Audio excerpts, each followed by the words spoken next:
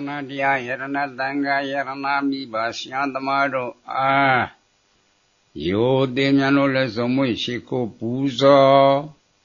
Pumio Malayo Donjado Puzon Dapanama Sirana Tada Binya Uriya Do Jamiro Alo here down Ada Moomati Mianedo Nebandolagao Dokha Kate Chonja Biato Nebandolagao The town Yaki Choya Ning a Biato Nebandolagao Mimiro Yaku Ato said Chetobi Batana Yandi Lemian Ramen do Jesus Julia Nevan do Mia Mobula Nanya di Piesi Dila Nodri Dila Nodri Dila Nodri Tandara Wadaru Gado Modna Taya Ambandi Idrani Nadaha Atinga Dambanagatam Ubodha Dila Damaya Sami Anuganga Dawam Inandita Ye Bandi Ludiambi Ambandi Idrani Nadaha Atinga Dambanagatam Ubodha Dila Damaya Sami Anuganga Dawa Inandita Ye Bandi Tadiambi Ambandi Idrani Nadaha Atinga Dambanagata Ubodha Dila Damaya Sami Anuganga Dawa Inandita Ye Bandi Yamaram Dawadita Namo Tata Bhagavato Rato Tamadam Buddhata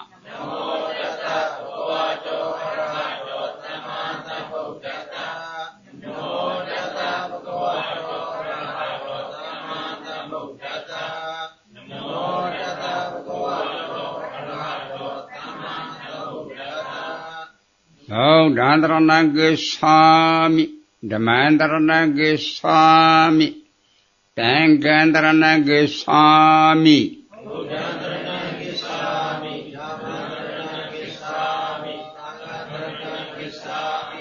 Dudiambi Bodhandrana Goswami, Dudian Damandrana Goswami, Dudian Tangandrana Goswami.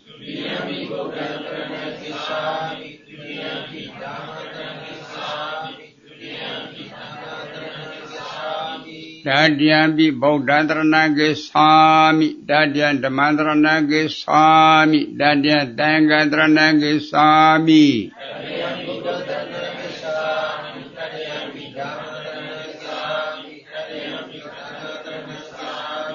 Idrana Gamnam Puri Pona Manadi Bata Verami Tekhabradavadiyami Adena Dana Verani Tekhabradavadiyami Abhyamasri Verami Tekhabradavadiyami Muda Vara Verami Tekhabradavadiyami Duramiraya Misa Pamana Dana Verami Tekhabradavadiyami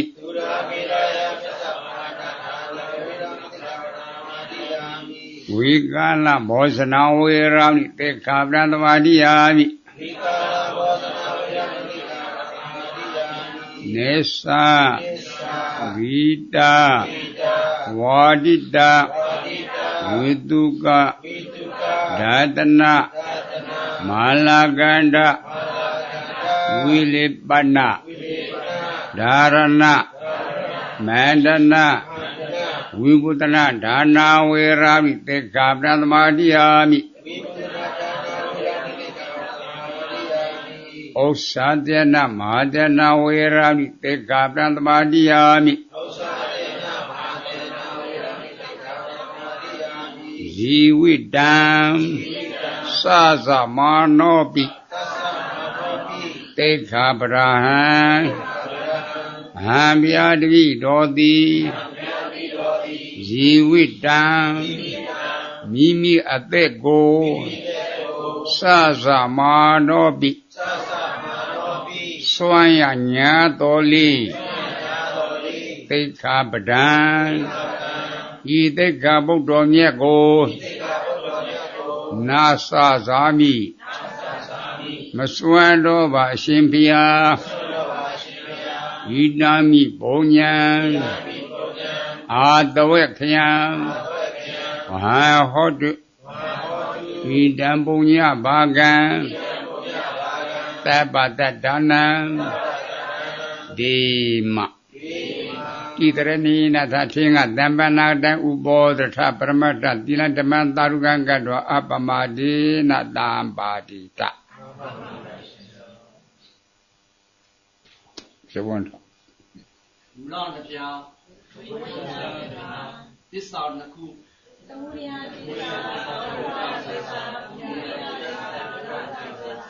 Big law.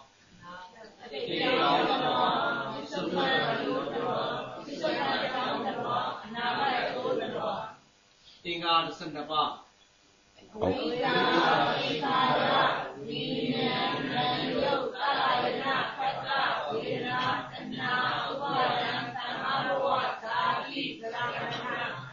Egunyani, Wisa, Tomba Sat.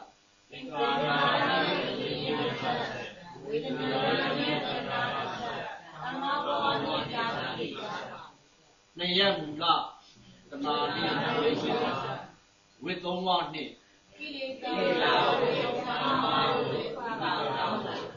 Kala Tobia,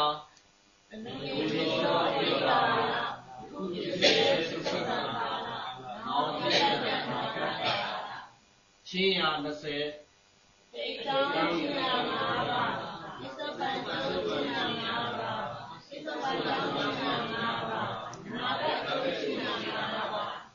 A day a young chair Naba will pour Biama.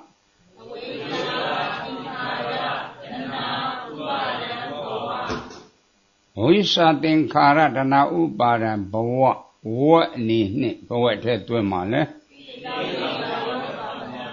As I'm a top of Buamato. Kitty down in Gama, who buying Chavi the top Yava?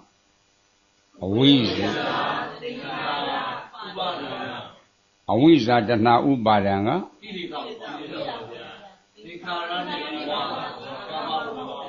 He down the Gama, a chair in it, patient at that woman. Take young Chiang Basada Baba Corale.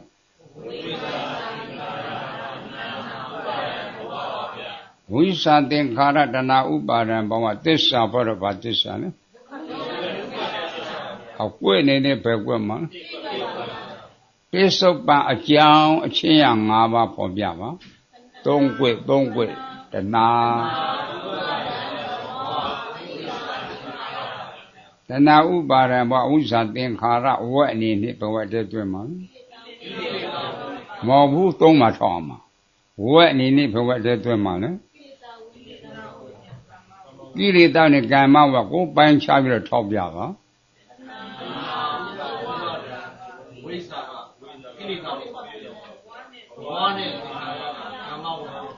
Gilly down the Gama, a chain in it, patient at that woman. It's so bad, young chain, Basada, Baba Corale. And now, Barama Usa Dinkara, this support about this son. အောက်ကွက်နေနဲ့ပဲကွက်မှာသုံးကွက်ကသမုဒိယသစ္စာတက်ကွက်ကသမုဒိယသစ္စာအခေါ်မတူဘူးလားခေါ်တူ냐ဆိုတော့အတိတ်နဲ့ပိဿုပန်မခြားနာဘူးအတိတ်ဆိုတော့လွန်ခဲ့ပြီးအသုံးချလို့ရမှာအတိတ်ကသမုဒိယသစ္စာဘယ်လိုဥရှိတယ်သေးသေးလေးထောက်ပိဿုပန်သမုဒိယသစ္စာဘယ်လိုဥရှိတယ်ပိုင်းခြားသည်ဖို့မလိုဘူးလားပိဿုပန်အကျိုးချင်းရ၅ပါးပေါ်ပြပါဝိညာဉ်ဝိညာဏသနာဖတ်တာဝေဒနာဝက်အနေနဲ့ဘဝတည်းတွေ့မှာလဲဝိပါကဝက်ဆိုတာဘာပါခေါ်တာလဲ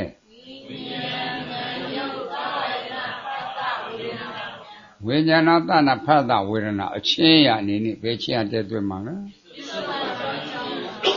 ပိဿုပန်အကျိုးချင်းရ၅ပါးဆိုတာဘာပါခေါ်တာလဲဝိညာဏသနာဖတ်တာဝေဒနာခန္ဓာဖွဲ့တော့ခန္ဓာ၅ပါးမြတ်ခန္ဓာ၅ပါးသစ္စာဘယ်တော့ပါသစ္စာအကွက်အနေနဲ့ပဲကွက်မှာအနာကအကျိုးချင်းရ၅ပါးပေါ်ကြပါ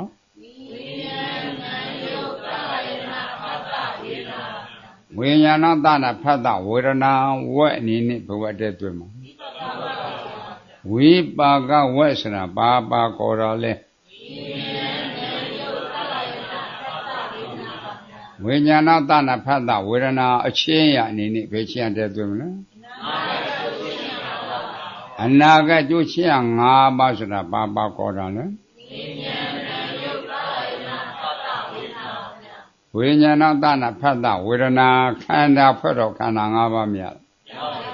ခန္ဓာ၅ပါးသစ္စာဘယ်တော့ဘာသစ္စာဒုက္ခသစ္စာဆိုတာဘယ်သဘောခေါ်တာလဲယူပက်ခန္ဓာပေါက်ပြန်ပစ္စည်းတဲ့တော့သဘောအစုဖြစ်ပြမှုဝေဒနာခန္ဓာခံစားတဲ့တော့သဘောအစုဖြစ်ပြမှုပင်ခြင်းခန္ဓာမှတ်သားတဲ့တော့သဘောအစုဖြစ်ပြမှုသင်္ခါရခန္ဓာစစ်စောပြုပြင်တဲ့တော့သဘောအစုဖြစ်ပြမှုဝိညာဉ်နဲ့ခန္ဓာသိတဲ့တော့သဘောအစုဖြစ်ပြမှု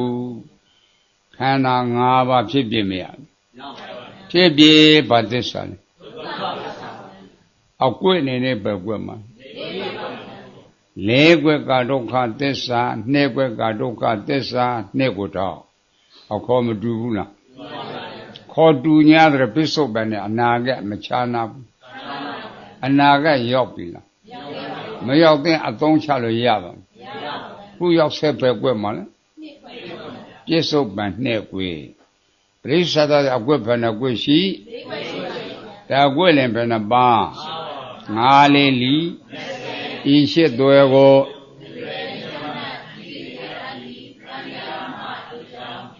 ဘူရနှစ်ပြားသစ္စာနှစ်ခု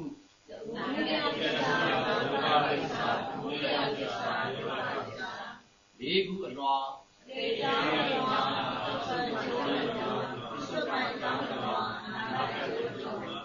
အင်္ဂါ12ပါးဝိညာဉ်သင်္ခါရဝိညာဉ်ဉာဏ်ယုတ်တာယနာပတ္တဝေဒနာတဏှာမောဟသမ္မာဝါစာဣဇာမနာဒီကိုများနှင့်ဝိသရဏနာစုသုံးပါးအစသင်္ခါရဝိညာဉ်ဝေဒနာနဲ့တဏှာသမ္မာဝါနဲ့စာဣဇာတေယမူလဝိသုံးပါးနှင့်ကိလေသာဝိသမ္မာဝိပါဒဝေကာလ300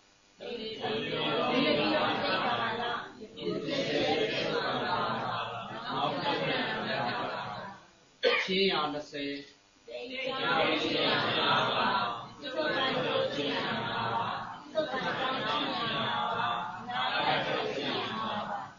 လွန်နေပြသောအတိတ်ကာလကိုပေါ်ပြပါအဝိဇ္ဇာသင်္ခါရအဝိဇ္ဇာသင်္ခါရဝက်အနေနဲ့ဘဝတည်းတွေ့မလဲအပေါ်မှာထောက်မအောင်ဘူးသင်္ခါရမှာတော့ဝက်အနေနဲ့ဘဝတည်းတွေ့မလဲကိတ္တကမ္မဝက်ကိုပိုင်းခြားပြီးတော့ထောက်ပြပါ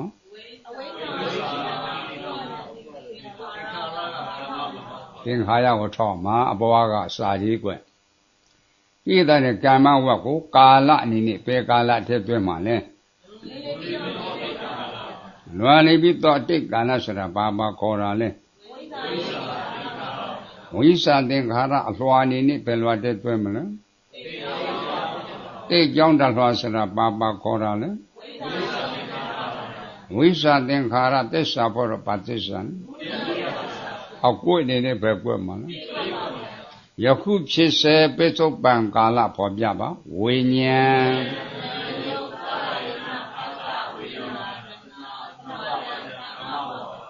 ယခုဖြစ်စေကိုပေါ်ပြပါ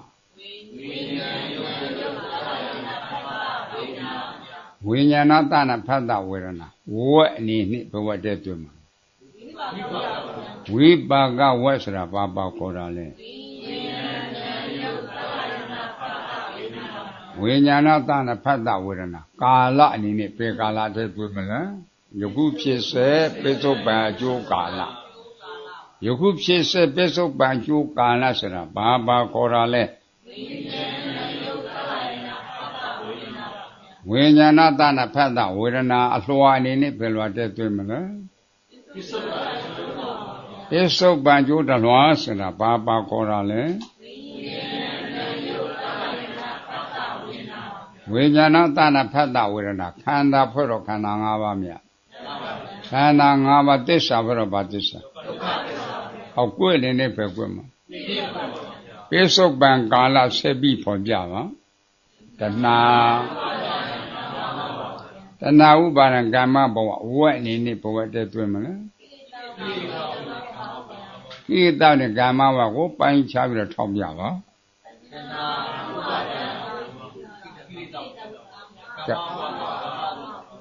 ကိတနဲ့ကမ္မဘဝကိုကာလအနေနဲ့ဘယ်ကာလတည်းတွေ့မှာလဲပိဿုပံအကြောင်းကာလပိဿုပံအကြောင်းကာလဆိုတာဘာခေါ်တာလဲတဏှာဥပါဒံကမ္မဘောအလွှာအနေနဲ့ဘယ်လွှာတည်းတွေ့မှာလဲပိဿုပံအကြောင်းတလွှာဆိုတာဘာခေါ်တာလဲတဏှာဥပါဒံကမ္မဘောသစ္စာဘောတော့ဘာသစ္စာလဲဟောကွင့်နေနဲ့ပဲကွင့်မှာနောင်ဖြစ်လက်တဲ့အနာဂတ်ကာလပေါ်ပြပါဇာတိဇာမရဏဝက်အနေနဲ့ဘဝတည်းတွေ့မှာဝိပါကဝက်ဆိုတာဘာခေါ်တာလဲဇာတိဇာမရဏကာလအနေနဲ့ဘယ်ကာလတည်းတွေ့မှာလဲနောင်ဖြစ်လက်တဲ့အနာဂတ်ကာလဆိုတာဘာခေါ်တာလဲဇာတိဇာမရဏအလွှာအနေနဲ့ဘယ်လွှာတည်းတွေ့မလဲအနာဂတ်ကျိုးတလွှာဆိုတာဘာခေါ်တာလဲဇာတိဇာမရဏခန္ဓာဖွဲ့တော့ခန္ဓာ၅ပါးမြတ်ခန္ဓာ၅ပါးသစ္စာဖွဲ့တော့ဘာသစ္စာအကွင့်အနေနဲ့ပဲကွင့်မှာပရိစ္ဆသမုပ္ပါအကွင့်ဖန်တဲ့ကွင့်ရှိတာကွင့်လည်းဖန်တဲ့ပါငါးလေးလီဤရှိတော်ကို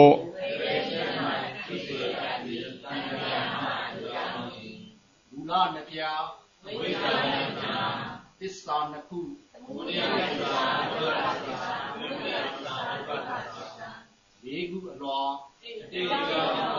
သုခယောသုခယောနာဂတ်ယောအင်္ဂါ12ပါးဝိညာဉ်ဣပါဒဝိညာဉ်နယုတ်တာယနာအတ္တဝေဒနာတဏှာဥပါဒကမ္မဘဝသာတိတေကူများနှင့်ဝိပါဒသုံးပါးအစဣပါဒနဲ့ဝိညာဉ်ဝိညာဉ်နဲ့ကမ္မဘဝနှစ်ရမူလတဏှာနဲ့ဝိသာဝိသောဝနှင့်ဣတိယဝေကမ္မဝေဝိတနာဝေကာလသုံးပြာနုနေယောဧကာလသူဖြစ်စေသုခကာလနောယတနာချင်းရာ20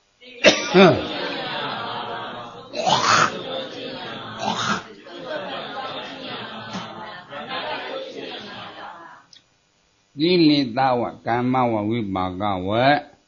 ကိလေသာဝဘယ်နှပါလဲကမ္မဝဘယ်နှပါလဲ ဝိပါကဝက်ဘယ်နှပါလဲကိလေသာဝက်3ပါးကိုဖော်ပြပါအဝိဇ္ဇာသစ္စာ4ပါးကိုမသိတာခန္ဓာ5ပါးကိုမသိအာရဏ7ပါးကိုမသိနဲ့18ပါးကိုမသိပရိစ္ဆသုပ္ပတ္တရားတော်ကိုမသိတာတိထိုက်တဲ့တရားကိုမသိလို့အဝိဇ္ဇာလို့မခေါ်နဲ့သိရင်ဝိဇ္ဇာပေါ့ဒီခန္ဓာအာရဏဓာတ်သစ္စာတရားပေါ်မှာလူနဲ့ဓမ္မတတ်တော်လို့နှလုံးသွင်းမှားတာကောနှလုံးသွင်းမှားတာအဝိဇ္ဇာနော်ဤခန္ဓာအာရဏဓာတ်သစ္စာတရားကြီးကဖြည့်ပြီးတော့မပြည့်လားအာသစ္စာလဲဒုက္ခသစ္စာတရားကြီးမထင်ရှားဘူးလားဤဒုက္ခသစ္စာတရားပေါ်မှာလူချမ်းသာနဲ့ချမ်းသာဗြဟ္မာချမ်းသာလို့နှလုံးသွင်းမှားတာကောနှလုံးသွင်းမှားတော့လူချင်တာဘယ်လိုလဲမရရမနေဘူးလို့စွဲလန်းတာအဝိဇ္ဇတဏဥပါဒံဤ3ခုဘဝတည်းသွင်းမှာတယ်ကိလေသာဝက်တဲ့ဘက်ကိုထားသစ္စာဖော်တော့ဘာသစ္စာလဲကမ္မဝက်2ပါးကိုဖော်ပြပါသင်္ခါရနဲ့ဇက်ကပြောတော့ဘယ်သင်္ခါရတတ်မလဲဘိုးကြီးတွေရှင်းနေနဲ့ပြုတော့ဘယ်သင်္ခါရစိတ်ကကျင်တော့ဘယ်သင်္ခါရဇက်ကပြောတော့ဘယ်ကံလဲရှင်းနေနဲ့ပြုတော့ဘယ်ကံလဲစိတ်ကကျင်တော့ဘယ်ကံလဲကာယကံဝစီကံမနောကံဤ3ပါးဘဝတည်းသွင်းပါလေကမ္မဝေကိရိတဝေနဲ့ကမ္မဝေကိုသစ္စာဖော်တော့ဘာသစ္စာလဲအကွဲ့နေနဲ့ပဲကွဲ့မှာလဲဝိပါကဝေ8ပါးကိုဖော်ပြပါဝိညာဉ်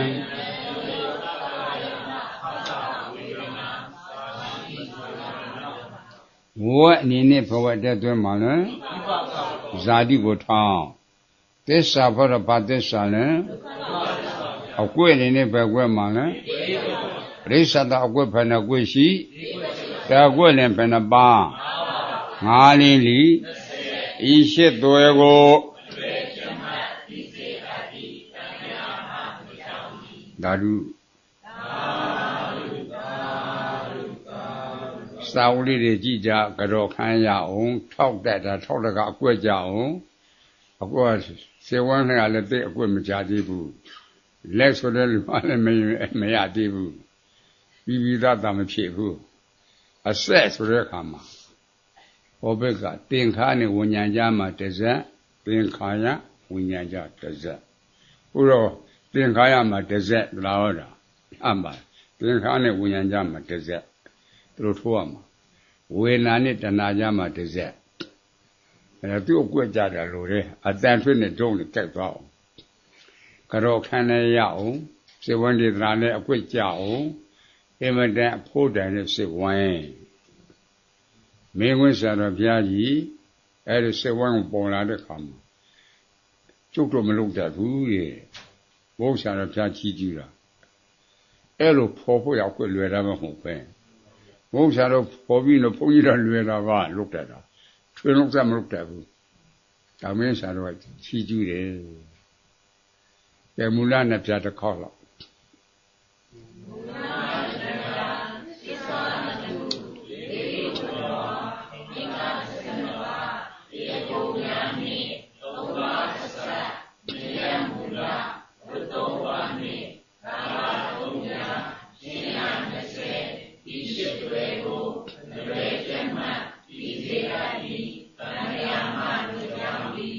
နမောတတ္တဘဂဝတောရဟတောသမ္မာသမ္ဗုဒ္ဓတ္တနမောတတ္တဘဂဝတောရဟတောသမ္မာသမ္ဗုဒ္ဓတ္တနမောတတ္တဘဂဝတောရဟတောသမ္မာသမ္ဗုဒ္ဓတ္တဝိညာဉ်မြင်သမုဒ္ဒသစ္စာအဖြင့်ကမ္မတက္ကရာတမ္မာဒိဋ္ဌိအာကုသိုလ်ကံကုသိုလ်ကံတရားနှစ်ပါးကိုယုံကြည်ရမယ်လို့မဟုတ်လားပါဏာတိပါဒသသူရမေရိယဆိုပါဏာတိပါဒအစမိစ္ဆာတိတဲ့အဆုံးကိုကျူးလွန်ရင်ကုသိုလ်လားအကုသိုလ် အာကုသိုလ်ကံအကြောင်းကြောင့်အကျိုးတရားကတည်တည်အချမ်းမဲ့၌ငရေတိရစ္ဆာန်ပြိတ္တာအတုရကေလို့မဟုတ်လားချမ်းသာတဲ့တရားလားရှင်းတဲ့တရား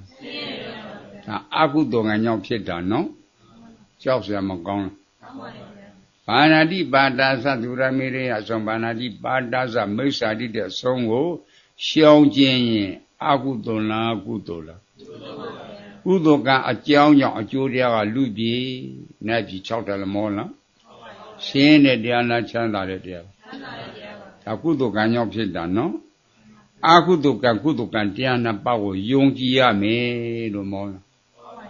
ယုံကြည်တဲ့ပုဂ္ဂိုလ်အာကုသိုလ်အလုပ်တွေလုပ်အောင်မလားရှောင်ပြီးတော့မလုပ်တော့ဘူး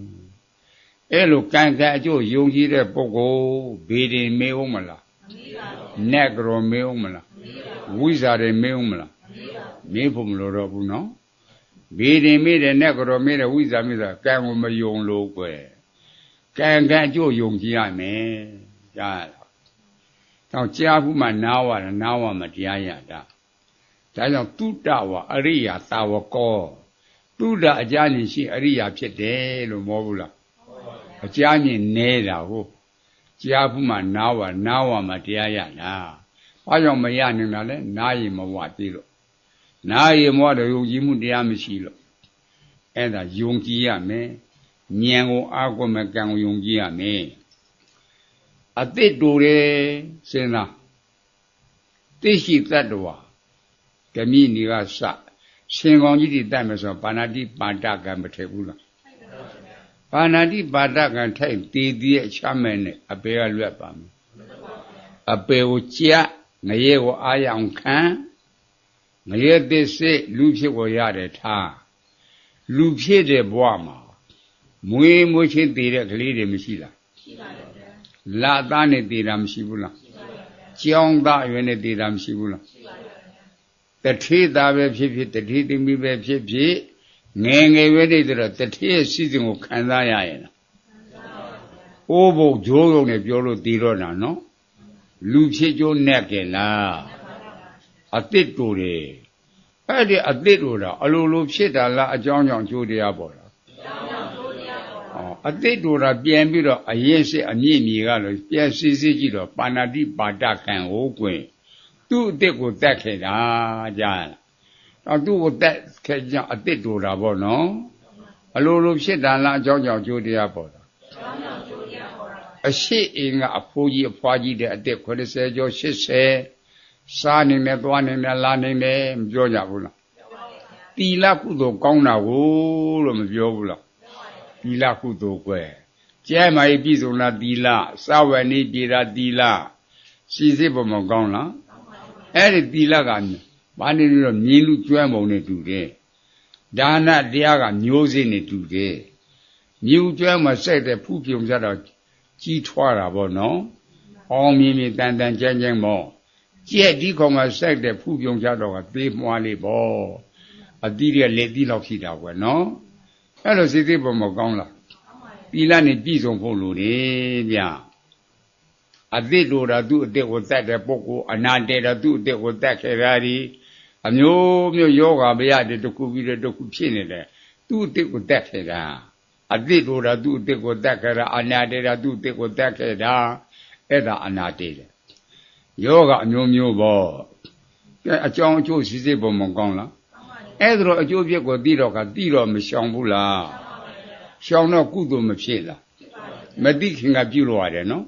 သိတဲ့ကရှောင်တယ်ပေတယ်ကြားလားတေတိတလို့ပန်းတဝဲဟင်းတညွန့်ကစရွှေငုံကြောင့်တံပရမအထိပိုင်ရှင်အခွင့်မကျွတ်ယူအာရဏကံမထက်ဘူးလားအာရဏကံထက်ရင်တီးတိအချမိုင်နဲ့အပေကလွတ်ပါအပေကိုကြက်ငရဲကိုအာရံခံငရဲသစ်စေလူဖြစ်ကိုရတယ်ထားလူဖြစ်တဲ့ဘဝမှာအငဲ့ပြက်တာနဲ့ရေစင်ရတယ်နော်စာဝတ်နည်းပြေလားဘလို့ဘာလို့မပြေဘူးအလိုလိုဖြစ်တာလားအကြောင်းကြောင့်ကျိုးတရားပေါ်အကြောင်းကြောင့်ကျိုးအကျိုးတရားအကြောင်းကိုရှာကြည့်တော့အတိတ်ဘဝကသူများစားမဲ့တွေကိုခိုးခဲ့တာသူများဝက်မဲ့အဝက်ထေတဲ့ခိုးခဲ့တာကိုဒါအာရိဏကံလို့မောဘူးလား အဲ့ဒါအကြောင်းကြောင့်အကျိုးတရားပေါ်တာဗျာကဲဘလို့ပါလို့စာဝတ်နည်းပြည့်ရဲ့လား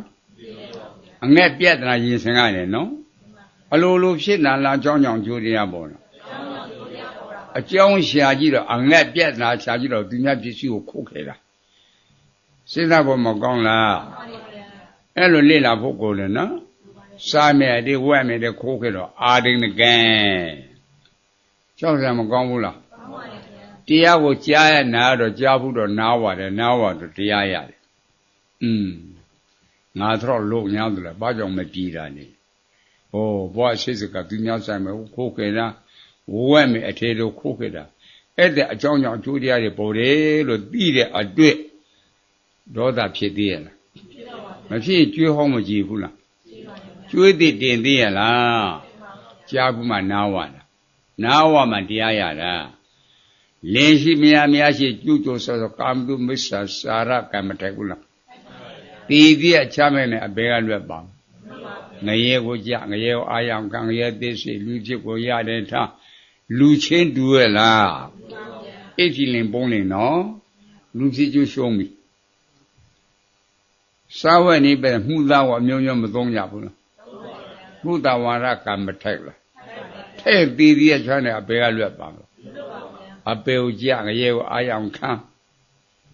ငရဲသိစိလူဖြစ်ကိုရတဲ့ထားလူဖြစ်တဲ့ဘဝစာဝတ်နေနဲ့ပတ်တဲ့ငွေကြေးကိစ္စဆန်းစပါးကိစ္စချီးလို့ငှားလို့လွယ်ကူတော့ရရလားဘလူးကအယုံကြည်မရှိဘူးနော်အဲ့တဲ့လူကလိန်တတ်တယ်ဆိုတော့ဘလူးကမချေဘူးပေါ့ပြေပါမလားစာဝတ်နေ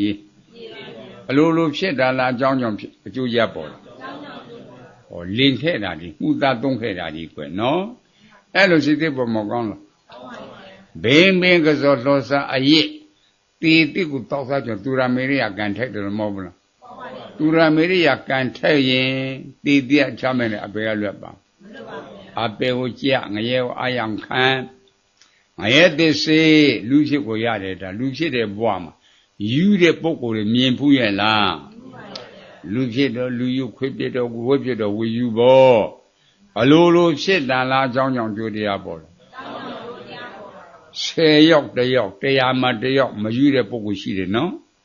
ရှိညာတော့လည်းအဲ့တဲ့ပုဂ္ဂိုလ်တွေ6နဲ့ခွေးနဲ့ရှိလို့ကြောင်းထားတဲ့အရွယ်ကြကြောင်းထားအတန်းကြောင့်ပဲဖြစ်ဖြစ်ဘုံကြောင့်ပဲဖြစ်ဖြစ်ထားရှေ့စာတင်နောက်စာမေ့အတန်းအောင်လို့ရှိရလားရှိပါဘူးအသေးရွယ်ကြီးလို့တာတွေ့ရတယ်တန်းအောင်လည်းမရှိဘူးရှေ့စာတင်နောက်စာမေ့အလိုလိုဖြစ်တာလားအကြောင်းကြောင့်ကြိုးတရားပေါ်အဲ့သူရမေရိယကံနေကွယ်နော်ဩခဏခဏဆောင်းပွဲကြတဲ့ပုဂ္ဂိုလ်တွေသူရမေရိယကံနေဟေးရှိစိပေါ်မကောင်းလား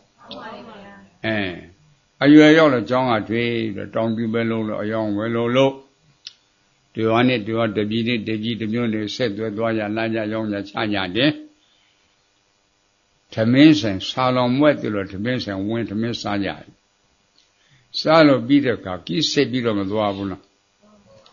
အဲ့ဒီမှာအဖို့တိုင်နဲ့ဖြစ်စီတွေမေ့လို့ဆုံးရှုံးတာတွေမရှိဘူးလားအဲ့ဒါအလိုလိုဖြစ်တာလားအကြောင်းကြောင့်အကျိုးတရားပေါ့မေ့တဲ့သူရာမေရိယာကိုကွယ်နော်ဘူးစီတတ်တယ်ပိတ်တယ်တဲ့မြည်ဝဲလို့အကြောင်းကြောင့်အကျိုးတရားပေါ်တာသူတို့စီသေးပေါ်မှာကောင်းလားတကနှမ်းကောက်ကြီးပြက်စဘာကောက်ကြီးပြက်ပဲကောက်ကြီးပြက်ရောင်းကြချကြဝယ်ကြငွေချေတဲ့အခါ1000ထုတ်စီ1000ထုတ်ဒီ300ထုတ်ဒီအဲ့ဒါ1000ထုတ်ကိုပေးရမှာ1000ထုတ်ကိုပေးလို့ဆုံးရှုံးတာလည်းမရှိဘူးလား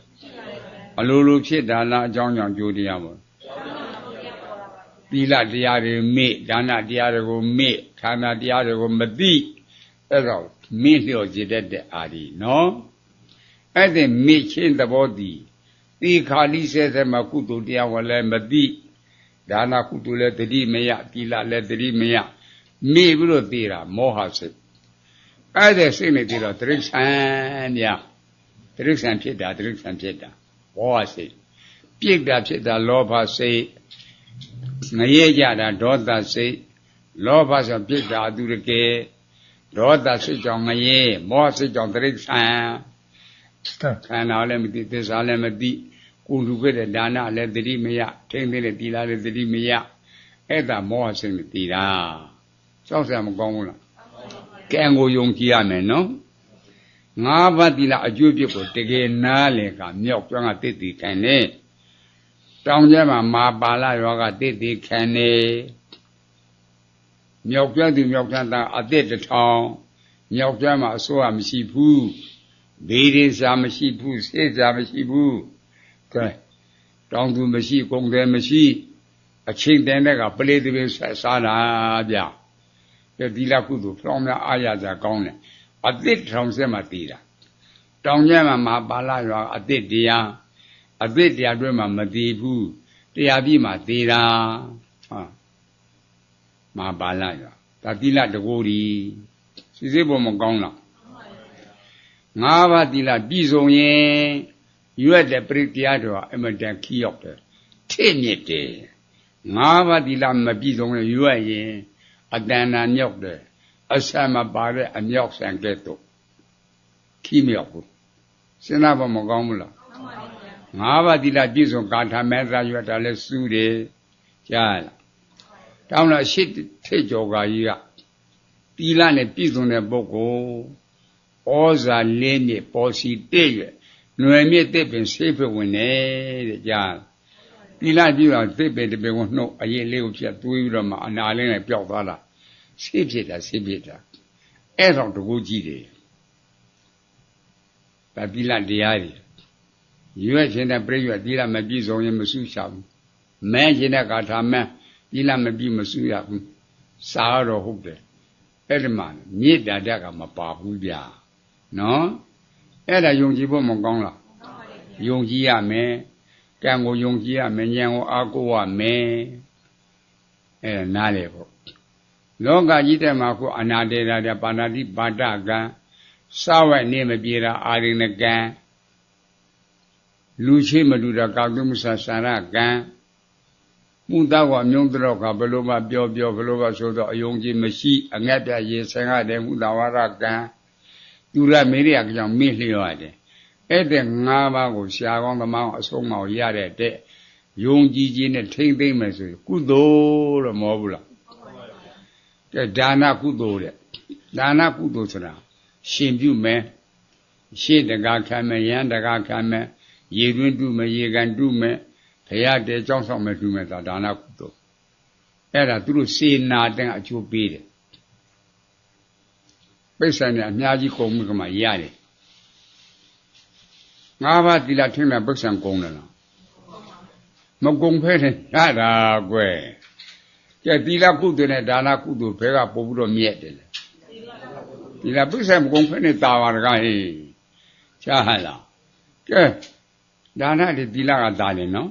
သီလသသမာဓိတရားသမာဓိသမထသောသူတို့မှာလက်စီမပါဘဲနဲ့ပြန်နေတာကွယ်ကောင်းကင်ကိုချားလာလက်စီမပါဘူးအဲ့ဒါသမထလေဒါသမာဓိသမထသူထစ်တာဝိပဿနာဉာဏ်လောကသုံးပါးမှာလွယ်မြောက်တော့ဝိပဿနာဉာဏ်အဲ့ဒီဉာဏ်ကမှလွယ်မြောက်တာဗျအဲ့ဒါစီသေးပေါ်မကောင်းလားဒါနအကျိုးပြည့်ကိုသိဖို့သီလအကျိုးပြည့်ကိုသိဖို့ခုတရားနာပရိသတ်တွေစိတ်ကြိုးရဲ့အမျိုးမျိုးလုပ်ကြရတယ်ဝန်ထမ်းဘက်ကလည်းမျိုးလုပ်တယ်ကုန်တယ်ဘက်ကမျိုးမျိုးအဲ့တဲ့လူတွေဘာလို့လဲစားဖို့ရှားကြတာကွစားဖို့ရှားတာချမ်းသာခြင်းရလားသူတင်ကမချမ်းသာခြင်းဘူးလားချမ်းသာခြင်းလေချမ်းသာတဲ့အလုပ်ကိုလုံးမှချမ်းသာမှာချမ်းသာတာကလည်းစဉ်းစားအောင်လူတိုင်းချမ်းသာခြင်းနဲ့အကြောင်းအကျိုးပြည့်စုံမှချမ်းသာတာအကြောင်းအကျိုးမပြည့်စုံမချမ်းသာဘူးအကြောင်းရှိတော့အကျိုးတရားပေါ်တယ်မဟုတ်ဘူးလားတတိဖြစ်ခြင်းနဲ့တတိဖြစ်တဲ့အလုပ်ကိုလုံးမှတတိဖြစ်မှာတတိမဖြစ်တဲ့လုံးလို့တော့ကဘလို့လုံးမဖြစ်ဘူးအရေးစစ်အမျက်မြည်ကမကြားသူကြားဘုဒ္ဓကရှေ့စစ်ကျော်ကသာမိတာပါ9ယောက်ဓမီက3ယောက်လင်မယား2ယောက်ပြီးပါ9ယောက်ဝါဝင်ကြတော့ဝါတွင်းနဲ့ပတ်သက်ပြီးတော့မှကျောင်းတစ်ကျောင်းဖုံးကျောင်းမှာတန်ခါအပါ200 300ရှိတယ်တချို့က4ဦး5ဦးဆောင်ပြီးကမှတန်ခါတစ်ပါးပင်တော်ဝါတွင်းလို့အိမ်ထိုင်ဆန်းကြွပေးပါတချို့ကတစ်ပါးယူတယ်တိမ်ထဲနဲ့တစ်ပါးယူတယ်တချို့ကတိမ်ထဲနဲ့အပါ90တရားယူတာတိမ်ထဲနဲ့ တက်နေတာပေါ့နော်အဲ့ဒါနဲ့တင့်တော်တဲ့တန်ခါတစ်ပေါက်ချိမြောက်တော်မှာဗျာလျှောက်တဲ့ခါကျတော့တင့်တော်တဲ့ဟာပေးလိုက်တာအဲ့ဒါသူတို့လည်းသူတို့နေတိုင်းအခါတိုင်းတည်းစားတာတဲ့ပိုးပြီးတော့မှအစားတော့ကိုစားနေအောင်လို့ပြုပြင်ပေးတယ်စီပိုးပြီးတော့ထက်တယ်တဲ့ပြဗလာစားတယ်ပြုပြီးတော့စားနေအောင်လို့ပေးတယ်နေ့သုံးရင်လက်ခံနေ့သုံးကကြောတော့လမ်းမှာတွန်းပြစ်တော့မစားနိုင်ဘူးလမ်းမှာတွန်းပြစ်တော့သမီးကမြင်တယ်အဖေဘက်ကလှူလိုက်တယ်လောင်းလို့ဆွဲနေဟင်းတယ်လမ်းမှာတွန်းနေ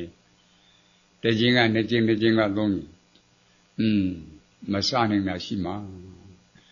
စားနိုင်အောင်ဘယ်လိုလုပ်ရမလဲငါတို့လည်းသာတဲ့မတက်နေစားနိုင်ဘယ်လိုလုပ်ရမလဲဖြေကြီးကဘုန်းကြီးကစဉ်းစားတယ်တဲထဲမှာဘုန်းကြီးအစားထိုးတာကဲငါတို့လည်းသာတဲ့မတက်နိုင်ဘူးဟဲ့နေပြန်ကစပြီးတော့မလောင်းနေတော့ငါတို့တက်နေပြန်လုပ်တာဒါပြည့်ငါတို့မတက်နိုင်ဘူးနေပြန်ကစမလောင်းနေပြောမှာဟောဖေကြီးကစားတယ်ဘယ်လိုလုပ်ရမလဲငါတို့သာပြည့်ကလည်းမတက်နိုင်သမီးကအဖေခွင့်ပြုမယ်ဆိုရင်အိမ်တင်မှာသွားကြွံခံပြီးတော့မှလိုစားနမဝင်တယ်အဲ့ဒါ3လနေရွေးရမှာ6ကျက်နဲ့ကြွံခံရတာရှင်းငွေကလည်းဖို့တန်တော့6ကျက်နိုစားနမရတာဗျနိုစားနမအဲ့တဲ့နို့ကိုရောင်းပြီးတော့မှနို့ကိုဟင်းချလိုက်ရောင်းလာရတာလေးဖွယ်ဖွယ်ရဝယ်ပြီးတော့ချစ်လိုက်တော့စားနေတော့တာပေါ့အဲ့ဒါစားနေကူးဆက်တာကြားလားမေကြီးရောဖေကြီးရောသမီးရောစိတ်ကတူးနေတာစားနေအဲ့ဒါတလားလောက်ကြတော့ဖေကြီးကသမီးမျိုးကိုငွေရှာထွက်သွားတာငွေရှာထွက်လို့တလားကြတယ်ငွေ8ကျက်ရခဲ့တာသမီးရွေးဖို့6ကျက်2ကျက်ကို3ဖို့ဆွဲဖို့ရောထွေးလို့နှစ်ပါးလုံးအကွာမှာရီချမ်းစင်တဲ့ဇက်လေးရှိတယ်အဲ့ဒီမှာယဟန်တစ်ပါးကနှားပြီးတော့နေနေတာပေါ့ဝင်ပြီးတော့ရှစ်ခိုးဥတိုက်အရှင်ဘုရားဖက်ကိုကြွမှာမာနတိမြို့ကိုကြွပုံလို့ရောက်ဘူးလားမရောက်ဘူးလမ်းမှာရွာမတွေ့ဘူးညနေလင်းမှမတွေ့မှာဆွမ်းထုတ်ပါလားမပါဘူးတကားကြီးသူတို့ဆိုတဲ့တကားလမ်းဆုံးတဲ့လမ်းကတစ်ရက်ရီရှမ်းတွေကစောင့်သေးတာပါစောင့်တော့နိုင်ဝိကြတော့ဥပဒကတယောက်ထမင်းထုတ်လေးကိုတော်မွန်းနဲ့ကုတ်ထမ်းလာခဲ့မိတ်ဆွေခဏရက်ပေါင်းလာပါဦးထမင်းထုတ်ရောင်းမလားရောင်းပါဘူးဘလောက်ရရောင်းမယ်ရှစ်ကျက်ရရောင်းမယ်အဲ့ဒီကဆက်တည်င်းမှာ9မှုလောက်တိုင်နေခေတည်င်းမှာ9မှုလောက်တိုင်တာငွေသိပ်ဖို့တိုင်တာရှစ်ကျက်တယ်မလျှော့ဘူးတဲ့ထမင်းထုတ်ကို9ပြားလောက်တိုင်တော့မှဘောက်ခုတွေ့ကြည့်လိုက်ရင်ရှစ်ကျက်တယ်မလျှော့ဘူးလားမလျှော့ဘူးဝေပြီးခမကတ်တာဗျာဘုန်းကြီးကစဉ်းစားနေသမီးရွေးဖို့6ကျက်2ကျက်ဆိုတော့ဝင်မယ်8ကျက်တော့မဝင်ဘူးဟဲ့သမီးရွေးဖို့ချမ်းလေအောင်အကုန်ဝေပြည့်တာကွယ်စဉ်းစားကဲစစ်ပေါ်မကောင်းဘူးလားအကုန်လုံးဝေတာဝေလို့ကန်အဲ့ဒါဘုန်းကြီးကဖုံးပေးလို့ပြီးတော့တခါကြီးဆွမ်းဖလောက်ကပ်ပြီးရတယ်လေ8ကျက်ပြီးရတယ်ဒီအဖို့တန်မှာတခါကြီးရဲ့တခါကြီးဆွမ်းတဲ့အဖို့တန်နေတယ်အဲ့ဒါဘုန်းကြီးကလေဘုန်းကြီးရတာဆိုတော့မင်းဖလောက်ပေးရတယ်လေ8ကျက်ကဲဒီကမင်းဒါကြီးဝေရမလားကွာမင်းမတက်တန်ဝေရမလားလို့ဘုန်းကြီးကတော့ပြောတော့မှာမင်းဖက်ဒါကြီးကိုကွာဘယ်နဲ့ဝဲတာတန်းနေတော့ငက်ချင်ငက်ကွာပြောတော့မှာကဲစေနာချင်းတူရဲ့လားကဲဟောဘုန်းကြီးရတော့ကတကယ်ဖို့တန်နဲ့ဆွဲနေဗျာဘုန်းကြီးဟာတင်ညာမှာကြတော့မင်းမတက်တန်ဝဲရမလားပြောမှာကဲဟောအဖို့တန်နဲ့ဆွဲတယ်စားသုံးလို့ကိစ္စကြတယ်သွားလို့ဘာနတိမြို့ကိုရောက်နေဦးကျောင်းမှာသွားတဲတော့ရှင်မြေကိုးဝဲတဲ့ကျောင်းပေါ့တဲလို့ခါတတကာကြီးကလက်ကိုကျောင်းပေါ်ထိလက်ပို့တယ်တကာကြီးဗျာတကာကြီးနိုင်မယ်ပါနာမယ်ပြုလို့နာမယ်ကဟိတ်တာပါဗျာအရေးကြောင့်ကိစ္စရှင်ခေါ်ရင်မလာဖက်မနေနဲ့နော်အချိန်မရွခေါ်ပါဗျလာမယ်အဲ့လိုပြောတော့တကာကြီးကပြန်သွားတော့အင်းငွေရောက်တော့မရတဲ့သမီးတွေအကျယ်စီအောင်လားလို့မေးတာပေါ့ အောင်နေတဲ့ရည်စီအောင်ခဲ့လောက်ရတယ်ရှစ်ကြရတယ်ပြမလည်းပိဿံအဲ့ဒီမှာအကျိုးပြည့်တွေပြောလို့ရဟန်းတစ်ပါးတွေတွင်းလို့ဆွမ်းရှစ်ကြပြီးတော့ကတ်ခဲ့တယ်တဲ့အဲ့ဒါအမျှပေးတယ်လို့ပြောတာသမီးကလည်းဝမ်းသာမယားကလည်းဝမ်းသာတာတုခေါ်တာဘုန်းကြီးကမယားဖြစ်ကြည့်တယ်သမီးဖြစ်ကြည့်တယ်မတက်အတန်ဝဲတော့ကတ်တိကဲမောင်းရဲ့တရားလည်းကောင်းတာတကားပဲတဲ့သမီးရွေးဖို့ကမချမ်းကောင်းတဲ့တရားယူတရားနဲ့ဖဲမောင်းရဲ့တရားကောင်းတာတကားပြောတော့မှကြားခုသမီးကလည်းသဘောတူတယ်မိကြီးကလည်းသဘောတူတယ်ကျန်နေတော့အဲ့ဒါလိုထားနိုင်ပါမလားထားနိုင်ပါဘူးသမီးကိုချဲမှာထားနိုင်ဘူးဘုန်းကြီးထိပ်ပါဆိုးလိုက်ဦးမယ်အစင်းသားများလားဒီမိဖို့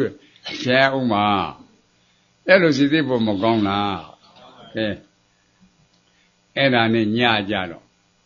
ကျောင်းတဲ့ကိုယ်တော်နဲ့အနာမဒါနာမပြောတပည့်တော်မတော်လို့များပြန်တော်မူသွားရင်တပည့်တော်ရုပ်ကလေးကိုရွှေ့ပြောင်းလို့မရဘူးဆိုရင်သူတကတိတ်တာခေါ်ပြီးတော့ရွှေ့ပြောင်းပါလို့မှာခဲ့တော့မနဲ့အောင်တက်တဲ့ကမှာဆွမ်းကတ်မယ်လို့နှိုးရတော့ကပြန်တော်မူတော့တယ်မရှိဘူးညဦးကတဲ့အနာမတန်လာမပြောပြီးရင်ငါတက်တဲ့နဲ့ကျင်းမယ်ဆိုရင်ငါတကကုသိုလ်ရိုးပဲရမယ်ငါတကအိမ်မတန်ကုသိုလ်ဖြစ်စေခြင်းနဲ့တရားအထုတ်မယ်တဲ့ကြားလားငါတကအကျိုးရှိအောင်တရားအထုတ်မယ်တဲ့အထုတ်တာတရားလုံးတာ၄နာထိုးတော့သောတာပန်ဖြစ်တယ်၅နာထိုးတော့ကသရဂအနာဂယန္တာဖြစ်တယ်ယန္တာလည်းဖြစ်တော့ခန္ဓာဝင်ချသွားတော့အဋိဋ္ဌသူရုပ်ကလေးကိုဘယ်လို့မှတော့မရဘူးရှင်ကြီးကိုအကြောင်းကြားလာညကအာဂန္ဓုတစ်ပါးရောက်တယ်မနေ့လင်းမှာဆွမ်းကပ်လို့ကြည့်ခါမှပြန်တော်မူတာသိရတယ်လို့ရှင်ကြီးကိုအကြောင်းကြားတော့ရှင်မင်းကြီးကငါအเจ้าမှာပြန်တော်မူတာဆိုဝဲသာလိုက်တာသူသိညိုတော့မှတဲ့ဝဲသာတာရှင်မင်းကြီးကဘုန်းကြီးကရှင်မင်းသာဖြစ်ရင်ငါအเจ้าမှာကတ်တိကတ်တယ်လာပြန်တော်မူတော့ကွာငါရောက်လာပြန်တော်မူမလားလို့ပြောလိုက်မှာခုတော့ရှင်မင်းကြီးကဝဲသာလိုက်တာကွာဘုန်းကြီးကရှင်မင်းဆိုတော့ကတ်တိကတ်တယ်လို့ပြောလိုက်မှာစေနာတရာချတူရဲ့လားစေနာတရာချင်းမတူဘူးပဲနော်အဲ့လိုစီသေးပေါ်မကောင်းလားအဲ့ဒါနဲ့မလို့မရ၄ယောက်မလို့မရ၈ယောက်မလို့မရပါဘူးဗျာမြတ်ကပြောခဲ့တယ်တဲ့အာဂနုကိုယ်တော်ကအလောင်းကိုရွှေ့ပြောင်းလို့မရရင်သူ့တိတ်တာတကောက်ခေါ်ပါလို့အဲ့ဒါကမောင်ကျင်းနဲ့ထိုင်လို့ပြီးတော့တိတ်တာလာတော့တိတ်တာဆိုတာဥပဒကလားဟုတ်ပါတယ်ကျွန်ုပ်ပါသိရလားတဲကိုယ်တော်ကိုသိတယ်အတူလာခဲ့တာတဲ့ဘယ်တော့ကစအတူလာခဲ့တာလမ်းမှာဆွတ်တဲ့နဲ့ကပ်ဖူးတယ်အဲ့ဒါရုပ်ကလပ်ကိုရှင်းပြောင်းပေးပါသူကံတော့ဝါဝဲကဲတော့ပေါ်လေးပြတယောက်ထဲနဲ့မနိုင်တာပေါ်လေးတော့ဟောရှေ့အောင်မလာတော့မရဘူးအလောင်းကစားပြီးတော့အတ္တရာတစ်ထောင်ရှင်းပြပြီးတကမူချင်းမတိနာပြီးတယ်အလှဲ့ကြအလောင်းကစားတာပြတစ်ထောင်မူဝိပတိနာပြီးတော့တတိကစားတာအတ္တရာတစ်ထောင်အဲ့ဒီမှာတိတ်တာတတိဖြစ်တာဗျစေရနာတဘုခွေကမ္မဝရာမိစေနာတဲ့အကျိုးပေးတာမထင်ရှားဘူးလားအခုလူတွေကတတိဖြစ်ကြတာအချောင်ရချင်တာမရဘူးစိတ်တချစေနာတဲ့အကျိုးပေးတာလူတွေကချောင်ရချင်တာအဲ့လိုစီသိဖို့မကောင်းလားအဲ့ဒါကြောင့်ကံအကျိုးယုံကြည်ဖို့မကောင်းလားစေနာတဲ့ဘုခွေကံမှာသူ့စေနာတဲ့ကံကမြောက်လာခဲ့တာညအဲ့လိုလေအတူယူဖို့မကောင်းလားကြားဘူးတော့နားဝါတော့တရားရတယ်သုတရှာနေကြလားအဲ့လိုစီသိဖို့မကောင်းလားကောင်းတယ်ကြာဩမာဒန်ဒီအလောင်းဩမာဒန်ဒီလှတာအလိုလိုများလှတယ်မထင်နဲ့အကြောက်ကြည့်တော့ကျိုးရည်ပေါ်တာရှိသေးကြော်ကအင်မတန်ရှိတယ်ဩမာဒန်ဒီအလောင်းဖြေမြင်ကိုသွားပြောတယ်အဲ့ဒီဝက်ပန်းကိုရချင်တယ်တတိတွေဝက်တယ်ဝက်ပန်းအဲ့ဒါတတိဝက်ပဲဝက်ပန်း300ပေးရငါသမီးရဲ့မနစ်စားချင်မနစ်စားရှာညသာရှာရဒါပြင်မမီးတဲ့ပန်း3ခုကိုလည်းငါတို့ဖေဝယ်နေလိုက်မလဲအဖေခွင့်ပြုမယ်ဆိုတော့သူဝယ်မယ်ဘယ်လိုဝယ်မှာလဲကျွမ်းခံမယ်တစ်နှစ်ကျွမ်းခံတာငွေ300တစ်နှစ်ကြားတစ်နှစ်စီကားမှအဲ့တဲ့ဝက်ပန်းတစ်စုံရတာ ရလို့တနေ့စီတော့ကဟောဝက်ပန်းရချောင်းလေးတစ်ခုအဲ့ဒီချောင်းလေးသွားတရောထုကဝတိလေးမိဖို့ထုစနွင်းစိန်လေးထဲသုံးလွန်းတင်သုံးမျိုးဖြောဆက်ခေါင်းချော်တော့တာခေါင်းချော်တာတဲ့အဝက်ကိုလှဲဖို့လှဲလို့ခေါင်းချော်တော့တာခေါင်းချော်တော့ကယဟန်တစ်ပါးကကြွလာခဲ့တဲ့ယဟန်ကလူဆိုးတွေကသူ့တကန်းကိုချွတ်လို့ယူတော့တာအဝက်ကမရှိဘူးတိခိတ်တွေကိုတကန်းလုတ်ခရတော့တာတိခိတ်ကိုလွယ်ကျိုးတွေနဲ့ဆရာတော့တာတကန်းလုတ်ခရတာအဲ့တဲ့ပုဂ္ဂိုလ်မြင်တော့ကတကဩမာတယ်နဲ့အလောင်းကထွေးပြေးမယ်လို့ဆိုတာငါညီမမပြေးနဲ့ငါလူကောင်းဟုတ်တယ်ငါအတကန်းနဲ့လူဆိုးတွေကချွတ်ယူလက်တာအဲ့ကြောင့်ငါမအဝက်မရှိတော့တိခိတ်ကိုတကန်းလုတ်ခရတာလို့ပြောတော့စဉ်းစားတယ်ငါအဲ့တဲ့ဝက်ပန်းဝက်လိုက်ငါခန္ဓာကိုယ်လည်းနုပြိုလာမှာမဟုတ်အဝက်ကလည်းတင်းတင်းတပါဟောင်းလွှမ်းတော့မှာပစ္စည်းကလည်းတိုးလာမှာမဟုတ်အဲ့တော့ငါဝက်မယ်အဝက်ကိုလှူမယ်ပြောင်းတော့တာအဝက်မြေတကန်းအဲ့တဲ့အရှင်လှူမယ်ကဲရှင်နာကြောင်းသွားလာတစ်နှစ်လောက်ကြံခဲနာဘုန်းကြီးကမလှူနိုင်ဘူးတစ်နှစ်လောက်ကြံခဲနာကွာလှူနိုင်ဘူးကြားလားကဲလှူမနေဗျာရှင်နာချင်းတူရဲ့လားတူဘူးအဲ့ဒါနဲ့သူကိုဝက်ခါကအဝက်ကိုလှူလိုက်တော့အကွယ်လေးမှာတက်ခက်တွေဖြိုးခါဝက်ကိုဝက်သူ့ကိုလှဲ့တာအင်မတန်တရာပြကောင်းတာသူ့စိတ်ထဲမှာစိတ်မောင်မြတ်တော်သူကလို့အာရပါကြီးဖြစ်သွားတယ်တခါကိုယုံလူတော့ကအဝက်တက်ခက်တွေဖြိုးကိုယုံတော့ကအင်မတန်လှတာဟိုအဲ့တော့သူ့စိတ်ထဲမှာတရာပီတိကွမ်းစီထိအဲ့ဒါလူရတဲ့ကုသိုလ်ကစင်လာကြောင့်သူ့ကိုမြင်တဲ့ပုဂ္ဂိုလ်အပေါင်းစီယူမတက်လှပါစေလို့ဆုတောင်းတာကြောင့်တောင်းလို့ဆုပြီးသွားတယ်ကြည့်ကြားရလားတနှစ်လောက်ကြံခဲနာဘုန်းကြီးတော့မလှူနိုင်ဘူးဟိုဝဲလည်းမယ်ကဲလွယ်ပါမလားဟိကဲအုံမာတဲ့ဘဝအဲ့ဒီဘဝတိသားတော့ကအုံမာတဲ့ဒီအလောင်းဖြစ်လှတာကွအုံမာတဲ့ဒီဘဝဆိုတော့ဥပရဝံထေရီဥလန်ထီပြီးတော့ဩမာဒန်ဒီတိလှတာပေါ့ဟောရှင်မြင်းကတောင်းတဲ့တတိတွေကတောင်းဟောအမက်တွေကတောင်းဖေကြီးကမျက်နှာပူနေတော့တာဘလို့ပေးရမလို့မသိဘူးဖေကြီးရဲ့စိတ်တက်ကိုလည်းသိတော့အဘေးတဲ့စိတ်ချမ်းသာအောင်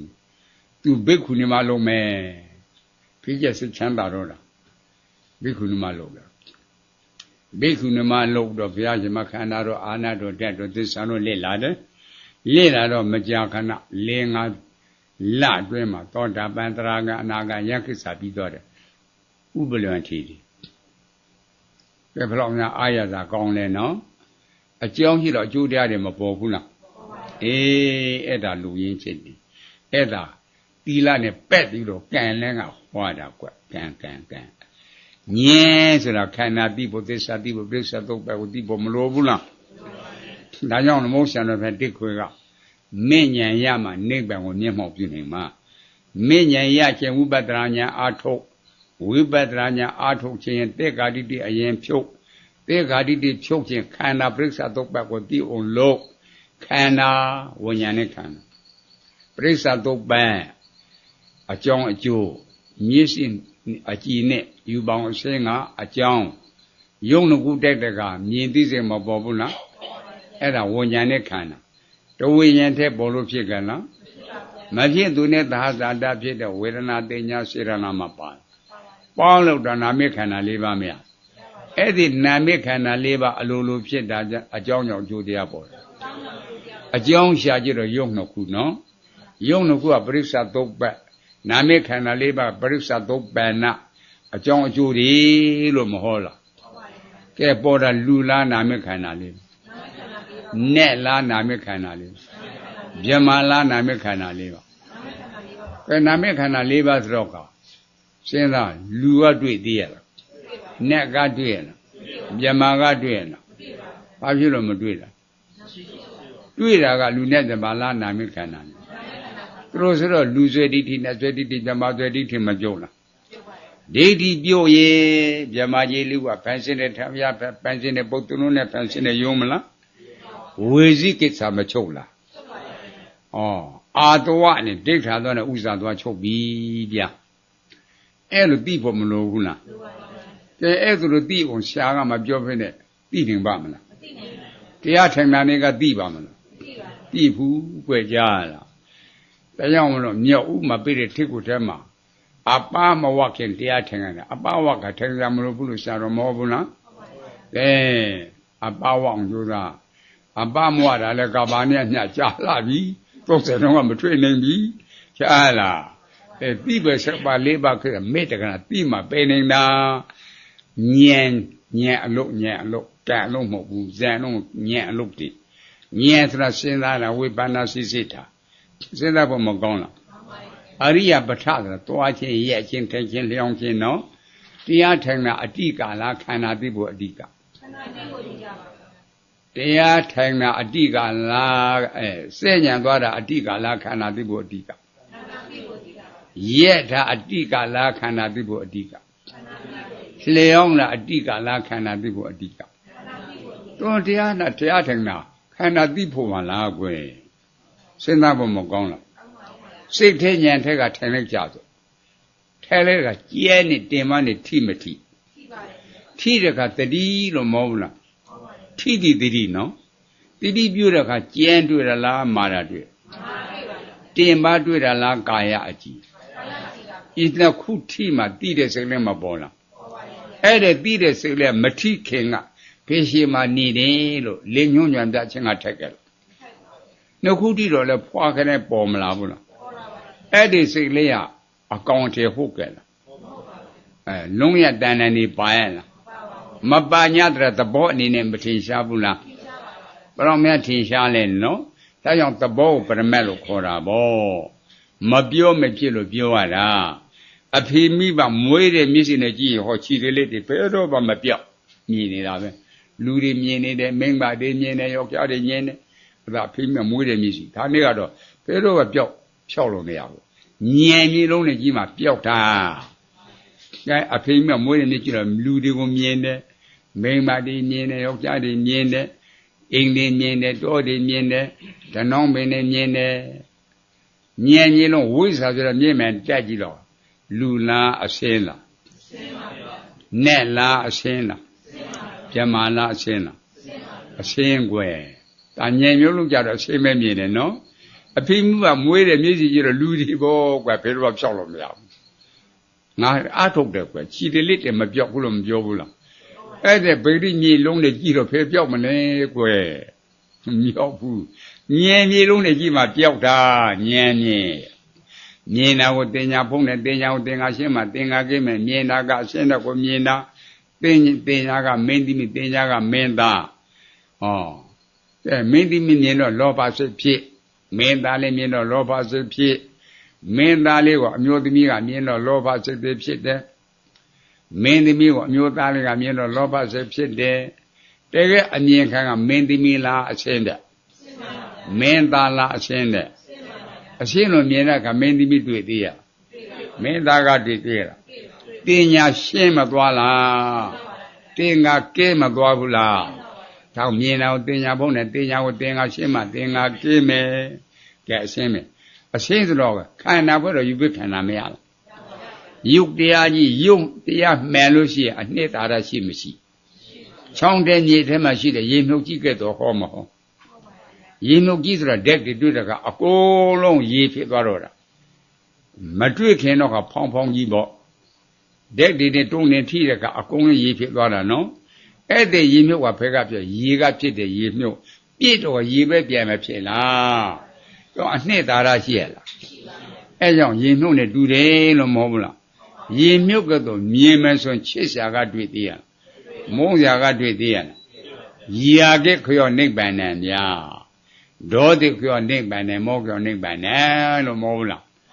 ကဲအဲ့လိုမြင်တဲ့ပုဂ္ဂိုလ်များဟာရာဂဒေါသမောဟဖြစ်ပါမလားဖြစ်ဘူးကွမြင်တဲ့နိဗ္ဗာန်တတိုင်းတိုင်းကြားတဲ့နိဗ္ဗာန်တတိုင်းတိုင်းအဲ့လိုလေ့လာဖို့မကောင်းလားအဲ့ဒါအရှင်းဘက်ကမျက်စိကြီးနဲ့အရှင်းကယုတ်တရားမြင်သိစိတ်လေးကနံတရားနံနှစ်ပါးလူလားနံနေရောနက်လားနံနေရောမြမလားနံနေရောက ကဲနေယုတ်တရားနှစ်ပါးကြီးတော့ယုတ်ကြီးကဖောက်ပြန်ပြီးတော့မပြည့်လားနေကတီးပြီးတော့မပြည့်လားဖြစ်ပြလို့မောလားဘာသစ္စာလဲရှင်းတာတဲ့တရားလားရှင်းတဲ့တရားရှင်းတယ်လို့အမှန်သိတာတမာတိတိလို့မောဘူးလားရှင်းလို့သိတော့ကလူချမ်းသာနဲ့ချမ်းသာမြမချမ်းသာနှလုံးသွင်းမှားတယ်မိစ္ဆာတိတိမချုပ်လားတမာတိတိကိုမိစ္ဆာတိတိချုပ်တယ်တမာတိတိကအလင်းရောင်နဲ့မတူလားမိစ္ဆာတိတိကအမှောင်နဲ့မတူလား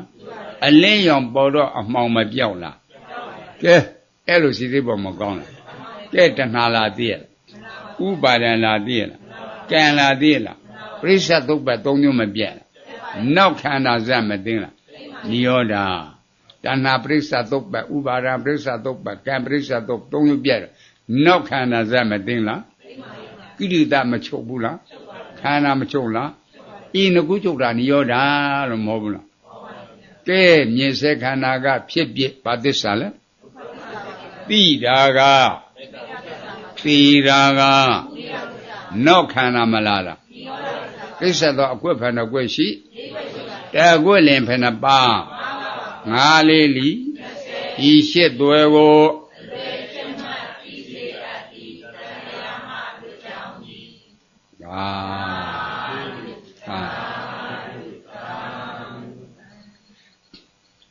စာဝကြီးကြခန္ဓာဖွဲ့သစ္စာဖွဲ့ရအောင်ကြည့်ဘုရားရှိခိုးရအောင်ကြည့်စေဝန်းလေးအမေးပြေထောက်တာတွေရအောင်ကြည့်အမှတ်တယ်မဲ့မင်းအဲ့ဒါကြည့်တဲ့ကားလေးမှာဟောအာယုံကပဲမသွားဘူးစာထဲမှာနေတည်တင်းကကုသဖြစ်နေတယ်